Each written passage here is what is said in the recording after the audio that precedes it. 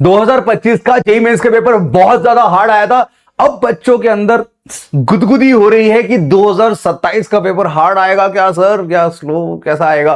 भाई एनटीए ने, हमारे प्री एनटीए ने अभी हाल ही में नीट का पेपर को लीक करवा दिया। तो भाई जब भी उसका रिकॉर्ड आया कि पिछली बार भी लीक हुआ था तो पेपर बहुत ज्यादा टफ बनाया था, री नीट का पेपर हुआ ये भी टफ, मैंने सुना है कि टफ ही आया। तो भाई अगले साल तुम्हारा जी एडवांस में वो बदला निकालेगा तुम लोगों से। अब वो कैसा आएगा, हार्ड आएगा। We are studying the data. आज हम बहुत सारा डेटा इकट्ठा करके बैठे हैं कि किस तरह का पेपर आने वाला है, कब कितना टफ आया था, कितना मॉडरेट आया था, ये सारा डेटा आज हम लोग डिस्कस करने वाले हैं। कितने बच्चे बैठे थे क्लास के अंदर, क्या इस साल का टफ आएगा नहीं आएगा। We are evaluating all the data.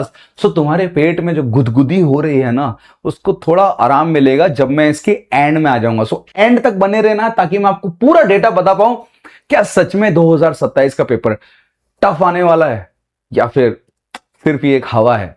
और अगर आएगा भी तो इसका सॉल्यूशन क्या होगा। We will discuss all these things.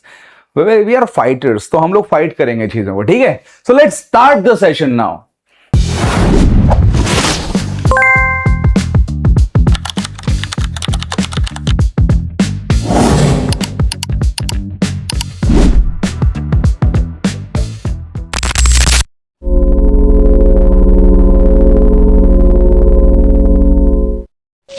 तो गाइस सबसे पहले हम लोग डेटा देखते हैं कितने स्टूडेंट कौन से ईयर बैठे हैं प्रेजेंट, तो उसके हिसाब से पता लगता है। 2026 के अंदर बात करेंगे, चलो वो भी छोड़ो, 2019 कोरोना के बाद ही देख लो यार। 2021 में जब एनटीए ने संभाला था 2019 के आसपास, ये पूरा एनटीए का डेटा निकाला ताकि आप अच्छे से इवैल्यूएट कर पाओ। आप देखो 21 में 11 लाख लोग रजिस्टर हुए थे पर 9 लाख एग्जाम में आए थे। 9 लाख थे, हर 2 साल का एवरेज ले लो आप, उसका आधा बढ़ रहा है अगले साल। ये ग्राफ निरंतर लगातार बढ़ता ही जा रहा है। आज ऐसी टाइम आ गया कि 15 लाख लोग लास्ट एग्जाम को देने बैठे थे। अभी इस साल अंदाजा लगाया जा रहा है कि 17-18 लाख लोग आएंगे। तो भाई जैसे जैसे बढ़ रहा है नंबर ऑफ स्टूडेंट्स का ग्राफ, ज्यादा लोग बैठेंगे तो obviously if there is a huge competition, ज्यादा लोग बैठेंगे तो कंपटीशन ज्यादा होगा। ज्यादा कंपटीशन होगा, लेकिन भाई सीट तो आईआईटी की उतनी ही है ना। कितनी सीट है आपको पता भी है। 16.5 लाख लोग रजिस्टर करते हैं, 16 लाख के आसपास 15.4 लाख लोग आते हैं एग्जाम देने के लिए। उनमें से 2.5 लाख लोग हैं जो एडवांस के लिए क्वालिफाई करते हैं, just qualify for the exam, वो देते हैं क्वालिफाई एग्जाम। कितने मार्क्स चाहिए होते हैं क्वालिफाइंग के लिए, we will discuss those things.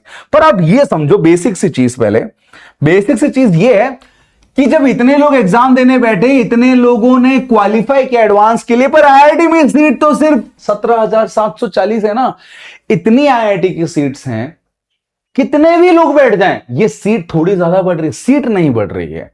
इसका मतलब कि भाई हर 87 बच्चों में से एक सिलेक्ट हो रहा है, मतलब द रेट इज 1.15%। आपकी पूरी क्लास की स्ट्रेंथ अगर 87-90 के आसपास है, 80-90 के आसपास, तो पूरी क्लास में से एक बच्चा सिलेक्ट हो रहा है। That's the ratio. आप खुद देख लो, आपकी कोचिंग में से 4 से 5 बच्चे जा रहे होंगे अच्छी परसेंटाइल के साथ, 99 से ऊपर या उतनी के आसपास, 95। So that's the probability. ये तो आईआईटी के सिलेक्शन का रेशियो चल रहा है, सीट्स नहीं बढ़ रही है, लोग बढ़ रहे हैं। तो कंपटीशन जब ज्यादा होगा, सीट्स कम होगी, तो क्या करेंगे, पेपर का टफनेस तो बढ़ाएंगे ना, ताकि सिलेक्शन की प्रोसेस आसान हो जाए। नहीं तो परसेंटाइल बढ़ना शुरू हो जाएंगे, नंबर लोग 300 में से 300 लाना शुरू कर देंगे सारे, जनरली कट ऑफ बढ़ जाएगी, 99 परसेंटाइल के मार्क्स बढ़ना शुरू हो जाएंगे, ये सब लफड़े हो जाएंगे। तो भाई पेपर को, ये सब कुछ पैंतरे हैं, तरीके हैं जिसकी वजह से पेपर के अंदर कंपटीशन को मर्ज किया जाए, बैलेंस बनाया जाए कि यार तो टफ तो बनाना पड़ेगा। तो पेपर तो टफ आएगा, ये तो सही है, मतलब कभी भी आसान तो नहीं आएगा, टफ तो आएगा। उसे कैसे हैंडल करेंगे, we will discuss those things. पर देखते हैं कि किस साल कितना टफ कौन सा पेपर आया था, है ना। अब इस चीज को अगर आप देखो ना, यहां पे सी आपको नजर आएगा 2019 में पेपर नॉर्मल मॉडरेट दिया था, जब वो नया नया एंटी आया था, उसने नॉर्मल मॉडरेट पेपर बनाया। 20 में टफ आया है, मॉडरेट टफ, मॉडरेट 2022 में फिर से मॉडरेट, फिर से मॉडरेट, 25 में तो साहब उसने तबाही मचा दी, बहुत टफ पेपर आया था। और 2026 में मीडियम टफ, इतना भी ज्यादा हार्ड नहीं आया था। आप देखो तो टफेस्ट ईयर्स कौन से रहे हैं? 2020 सबसे ज्यादा रहा है, 2025 सबसे ज्यादा रहा है। ये 4 साल की एपी बना रहा है, यहाँ पे अरिथमेटिक प्रोग्रेशन को बना के रखा हुआ है, ठीक है। बाकी सारे ईयर जो है मॉडरेटली बैलेंस थे। बट आप अगर ध्यान से देखो, अब मैं आपको अच्छी रिपोर्ट देता हूं सब्जेक्ट वाइज। यहां देखो सब्जेक्ट वाइज, ये देखिए, अब ये देखो चुन्नू मुन्नो सा सब्जेक्ट। ये बच्चों को ना केमिस्ट्री आसान नहीं होता भाई, थ्योरी वाला सब्जेक्ट है, तो ये स्कोरिंग सब्जेक्ट होता है। यहां बच्चे मार्क्स लेके आते हैं।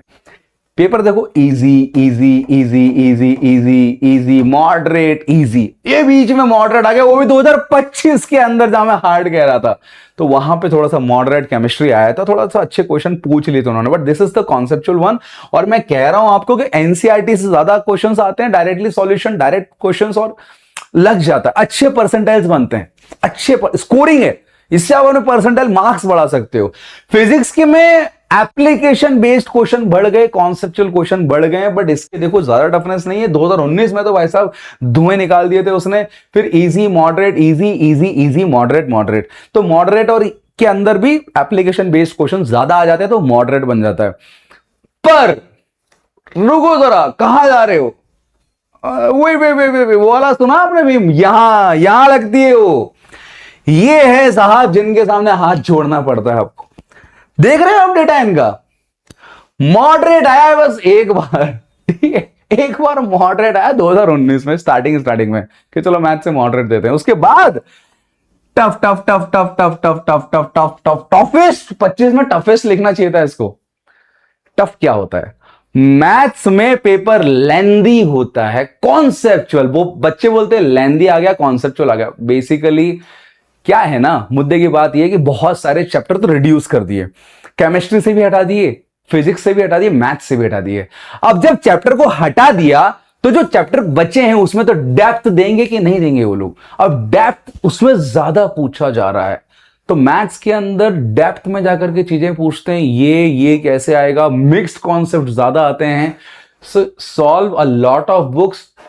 सिर्फ मॉड्यूल से काम नहीं चलेगा, पीवाईक्यू से काम नहीं चलेगा, you have to go for reference books. अपने आप को उतना अच्छा लायक बनाओ कि आप इनको कर पाओ। सो ये पेपर वाइज, सब्जेक्ट वाइज देखा था मैंने। अब सबसे बड़ा मिथ पता है क्या है लोगों को? कि 250 नंबर लाएंगे ना तब जाकर के हमारे 99 परसेंटाइल बनेंगे। ये एक दिमाग से बात को ना निकाल दो, हैरी पॉटर की तरह वैसे करता था ना, लिंगाडियम गड़ी जो भी था, व्हाटएवर। भाई 99 परसेंटाइल नहीं बनते 250 प्लस मार्क्स से। 250 प्लस आप ला रहे हो तो आपके 99.9 परसेंटाइल बनते, यानी कि आप पहले टॉप 2000 बच्चों की कैटेगरी में आ जाते हो अगर आप इतने मार्क्स स्कोर करते हो तो। But yes, to score 99 percentile marks you need around 150 से 185 के आसपास मार्क्स। मैंने लिखा भी होगा, है ना? तो ये तो नहीं चाहिए, 250 के लिए 99 परसेंटाइल नहीं चाहिए, ठीक है। और 150 से 185 मार्क्स लाते हो तो ये रियलिटी है 99 परसेंटाइल की, ठीक है। टॉप 2000 एआईआर में आप लोग रहते हो, और 99 परसेंटाइल का मतलब कि 12,000 से 15,000 के बीच में आपके रैंक्स बनती हैं, एक अंदाजा है, ठीक है।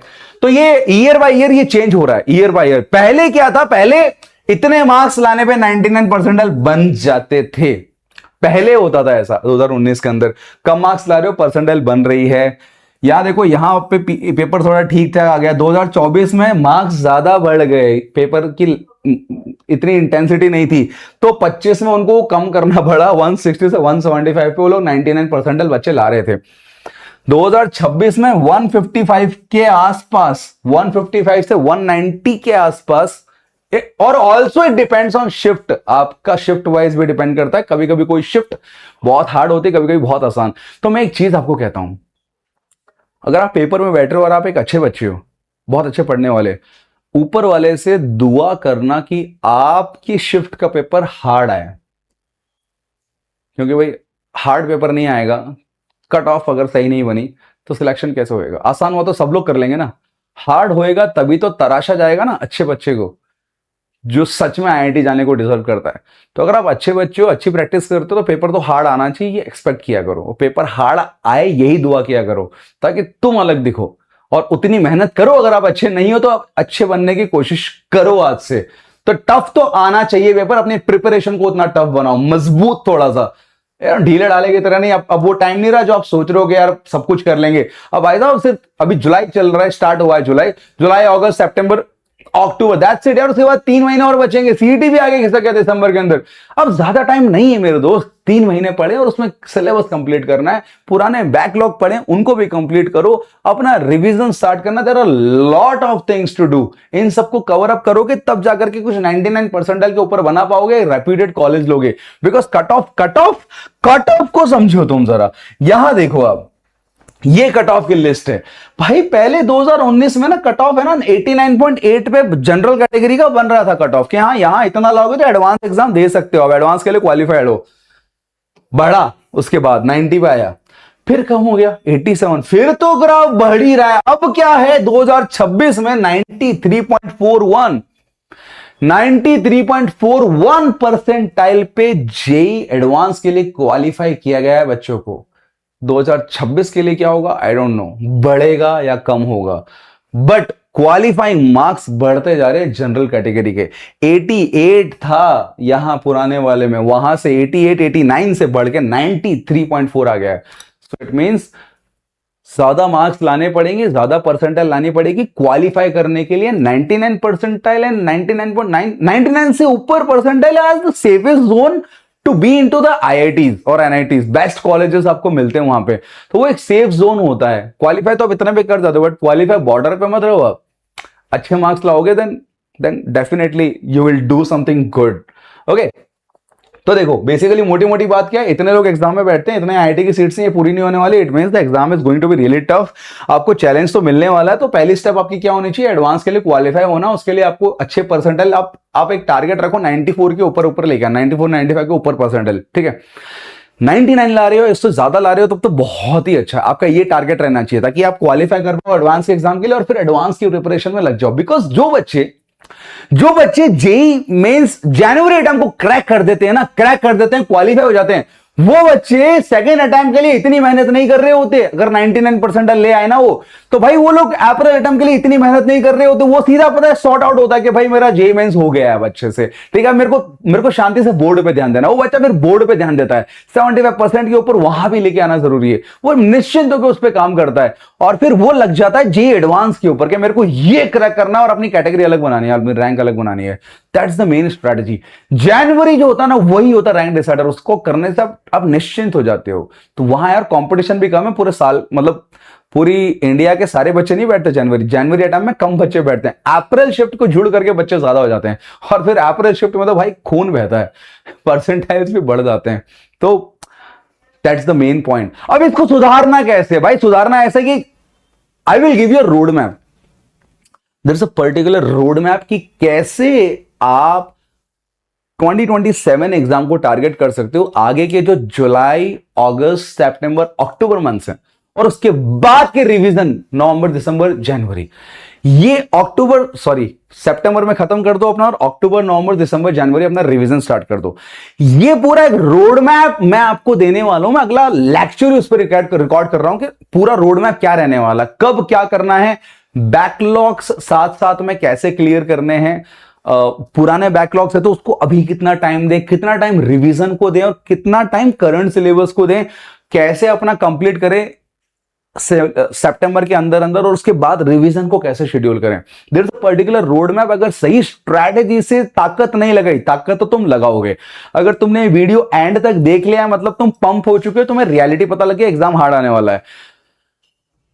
ताकत को सही दिशा में लगाना ही सही चीज होती है। तो सही डायरेक्शन अगर तुम्हें मिल जाए ना तो तुम पूरी एनर्जी लगा दोगे। और मैं आपको रोड मैप दूंगा एक शर्त पे, ज्यादा बड़ी नहीं है यार। ये इस वीडियो के व्यूज अगर 1.5 के चले गए तो डेफिनेटली आई वुड से कि यार मैं डिजर्व करता हूं थोड़ा सा, बहुत मेहनत करता हूं भाई लेक्चर्स को बनाने में। 1.5 के ऊपर चले गए तो मेरे को लग रहा है कि यार सही जनता तक जा रहे हैं। ज्यादा 1.5 के इज नथिंग यार, बट मुझे लगेगा कि यार सही जनता तक जा रहे हैं, लोग देख रहे हैं वीडियोस को। अगर किसी के यूज आ रही है तो definitely I will give you, otherwise मैं सोचूंगा that video is prepared, PPT is prepared, मैं आपको सेंड करूंगा। बट 1.5 के व्यूज रीच हो गए तो ये बहुत आसान है। तुम लोग तो इसको हाइप कर दोगे यार, लोगों में स्प्रेड कर दोगे जिसको जरूरत है। I know you can do it, so for you I will do it. Comment में मुझे बताना what do you need, backlog preparation कैसे करें ये जानना है, रोड मैप जानना है या कुछ और? So we will see in the next video. Comment में लिख करके मुझे बताओ and spread it so that views बढ़े और मैं तुम्हारा रोड मैप दे दूं पूरा का पूरा। Alright guys, so see you in the next video. अगले में मिलते हैं रोड मैप के साथ। I hope